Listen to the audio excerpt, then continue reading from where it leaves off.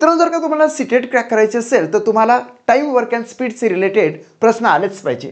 हा प्रश्न बघा, ए और बी किसी काम को 12 दिन में पूरा कर सकते हैं, बी और सी उसी काम को 15 दिन में पूरा कर सकते हैं और सी और ए उसी काम को 20 दिन में पूरा कर सकते हैं। ये अकेले उस काम को कितने दिनों में पूरा करेगा। आता बघा या ठिकाणी काय विचारण्यात आलेलं आहे, दोघांची पेयर आहे म्हणून सर्वप्रथम काय लक्षात घ्यायचं की दोन लक्षात घ्यायचे पेयर्स आहे म्हणून मल्टिपल बाय करायचं, हे 12 गुणिले 15 गुणिले 20 करायचं, 12 गुणिले 15 गुणिले 20 डिवायडेड बाय काय करायचं ते लक्षात घ्या, मी तुम्हाला पद्धतशीरपणे सांगत आहो। या दोघांचा गुणाकार करायचा जो 180 येतो, या दोघांचा गुणाकार करायचा जो 300 येतो आणि ह्या फर्स्ट अँड लास्टचा म्हणजे हे दोन सोडून त्याचा गुणाकार करायचा जो 12 दुनी 24 म्हणजे 240 येतो।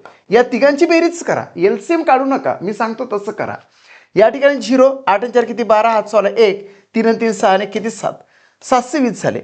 मित्रांनो आता 720 आल्यानंतर काय करायचं, ह्याचं काम संपलेलं आहे, मग यांना डायरेक्टली असा भाग द्यायचा, 12 1 12, 12 सकम 72 म्हणजे इथे 60 आले, 15 1 15, 15 चूक 60 आले, 4 1 4, 4 पंची 20 आले, म्हणजे 5 दुनी 10 आले, 5 दुनी 10, 2 पंचे 10 आले।